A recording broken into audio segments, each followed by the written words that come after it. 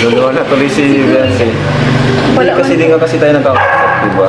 So, kahit nga ako mga kaklase ko na, in-issue na po na yung nag-Mayday po kasi. So, ayan, hala nako, Beyonce po natin, napuno na. Kaya nagdesisyon na lang. Ano kaya ito? Alamin po natin. At dahil dito mga kalingap, Kalingap Rob, Kalingap Edo, sang-ayon, walang nagawa. At yan po mga kalingap, ang atin pong topic. Sabay-sabay po natin itong alamin at pag-usapan. At syempre mga kalingap, para po sa kabuuan ng video ito, panoorin nyo po muna hanggang dulo nang sa ganun ay akma ang inyo pong mga opinion at komento. Pero bago po yan guys, mga kalingap, bago po natin tuluyang pag-usapan ang atin pong topic, isa muna pong mapagpalang araw at gabi sa atin pong lahat, mapa Luzon, Visayas at Mindanao, mapa OFW, mga viewers and subscribers po natin na patuloy pong sumusuporta sa atin pong munting channel. At syempre, sa bago pa lang po sa aking munting channel, sa mga hindi pa po nakakapag-subscribe, mag-subscribe na, mag-like and share na po kayo. Nang sa ganun lagi po tayong updated sa lahat po ng ating mga videos. Mega love shoutout po sa buong kalingap, sa mga viewers and supporters, at syempre sa mga bigating sponsor. At huwag na huwag po nating kalilimutang suportahan ang buong Team Kalingap, ang pinaka-founder at ama ng buong Kalingap, Kuya Bal Santos Matubang, at syempre po si Kalingap Rob. Patuloy po nating suportahan sila sa araw-araw po nilang pagtulong para sa mga kababayan po nating mahihirap, para syempre mas marami pa po silang ma-scout. No skip ads mga kalingap, nang sa ganun patuloy pa silang makatulong at mapalawak pa ang kanilang charity works. So ayan po mga kalingap, dumako naman po tayo sa atin pong topic. So ayan, hala nako, Beyonce po natin, napuno na. Kaya nagdesisyon na lang. Ano kaya ito? Alamin po natin. At dahil dito mga kalingap, Kalingap Rob, Kalingap Edo, sang-ayon, walang nagawa. So dito po mga kalingap, sa topic po natin ito ay talagang mapaproud po tayo kay Beyonce, na talagang sa kabila po ng maraming mga pambabash, mga masasamang panghuhusga ng mga basher, talagang mapaproud po tayo sa kanyang mga desisyon, lalo na nga po sa mga social media na patuloy pong nagko-comment sa kanya, patuloy pong nagpaparating ng mga masasamang mensahe para sa mga nangyayari sa kanyang buhay. Maging ang pagmamahala nila ni Papa Eds talagang may mga basher, di ba? Pero para po sa akin mga kalinga, pagdating sa mga pagmamahalan nila ni Wi-Fi at ni Habi, talagang lalo na nga sa vlogs ni Kalingap Rob, talagang kita naman po natin ang mga nangyayari, di ba? Kulang na lamang langgamin ang kanilang pagmamahalan, di ba? At batid na batid naman po natin mga kalingap, pagdating sa pagmamahal talagang ngayon lang po nagmahal ng ganito si Beyonce mula sa kanyang buhay. Kung pag-ibig ang pag-uusapan. At batid naman po natin na talagang mahal na mahal niya si Papa Eds, di ba? So hangad naman po natin, di ba, na maging sila hanggang dulo. At dahil nga po sa pagiging mabuting loob ni Beyonce, napakabuting bata, mapagmahal sa magulang, mapagmahal sa kapwa, talagang kitang-kita po natin ang mga blessing na patuloy na dumarating sa kanya. Sa kabila nga po nito, sa kabila ng mga taong may mga negative comment para sa kanya, kahit sabihin pang punong-puno na siya sa mga pambabash, nagdesisyon na lamang po itong atin pong si Beyonce na huwag nang pansinin, di ba? Napakabuting bata niya. Yes mga kalingap, hindi na lang po niya ito pinapansin. At di ba kung iisipin natin mga kalingap, napakahirap yung ganyang sitwasyon para kay Beyonce, lalo na sa ngayon, di ba? Nag-aaral siya, may negosyo, kasi nga napakaganda yung opportunity niya na dumarating sa kanya, lalo na sa Velvet Box, di ba? Hindi biro po ito, di ba? Sinasabayan niya yung kanyang pag-aaral ng paghahanap buhay. Nakakatuwa naman, di ba? Yung sa murang edad niya napakaganda yung mga simulain niya, yung mga blessing na dumarating agad sa kanya sa edad niyang yan, di ba?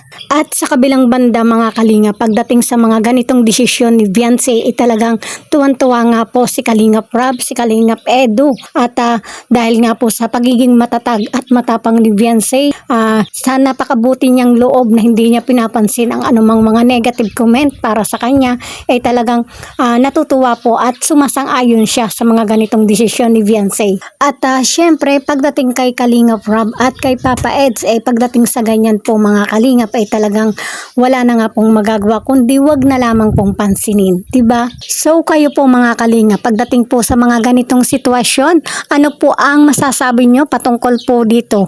Comment nga po kayo dito po sa aking comment section. At para sa akin po mga Kalingap, tama naman po, at sino nga po ba ang hindi sasangayon dahil nga po dyan sa mga ganyang mga basher, talagang hindi na nga po dapat na pinapansin pa. So ayan mga Kalingap, panoorin po natin ang mga kaganapan mula po sa vlogs ni Kalingap Rob. So, kumusta Biancy? Pupunta. Ano na po ba ito yan? Second sem na po.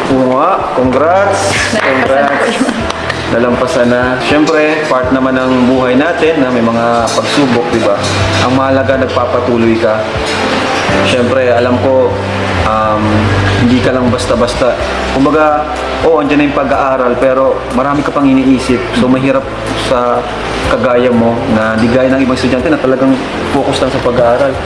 Kumbaga, ikaw, marami kang panganay ka, kumbaga, habang nag-aaral ka, nagtatrabaho ka Diba? Itong vlog natin, nag-work ka, pati yung sa Velvet Box. So, hindi biro, mga Kalingap. And Thank you po kuya sa opportunity po na nakasali po kami sa Velvet Box. Saka sa Velvet Box. Siyempre naman, yun, kumbaga, ng Kalingap. planado na ni Lord yun. Kasi napakabait mo Kasi kung wala po kayo kuya, siguro hindi po ako nag-aaral, nagtatrabaho po muna. Totoo yun, di ba? Mas sobrang hirap po siguro yung matatrabahoin. Hindi po kaya nung live lang po, nakaupo lang. Lang sa'yo. Napakadali, di ba? Ang totoo naman ako kasi na-appreciate mo yung mga ganong bagay na nako-compare mo yung buhay mo before, what if kung di ka na tagpuan ng Kalingap na until now na kinagustuhan din ng mga viewers yung pagiging humble, di ba? So yun, tapos yun nga, nag-aaral ka, tapos samahan pa, sabayan pa ng mga negative, mga halo-halong di ba, comments ng kung sino-sino, mga issue, sari-saring issue. Pero, umalaga nalalampasan mo yung mga ganong pagsubok. Anong sikreto, anong ginagawa mo para malampasan mo yung mga po kuya, sa YouTube po na kasi kuya, may nababasa man po kuya, pero kung pag alam ko kung hindi magtotoo yung mga sinasabi po nila sa akin sa social media na yung mga comment po nila, hindi ko na lang po pinapansin. Parang dead man na lang po. Very good yun. Tapos ngayon po, hindi na po ako nagbabasa talaga ng comment.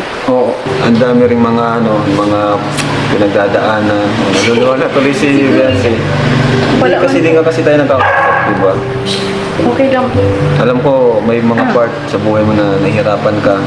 Di mo na alam kung saan ka lulugar. Totoo yun, di ba? Di mo alam kung saan ka lulugar, kung sino yung kasama mo, issue. Di ba? Opo kuya, yun po talaga. Kahit nga po mga kaklase ko lang. Ini-issue na po na yung, nag-my day po kasi ako dati na kasama po yung kaklase ko, ini-issue na po yung mga fans. Diba? Yun na yung mga sobrang baga kaya yung sobrang fanatic. Opo. Or hindi man kahit sabi natin na close-minded ba?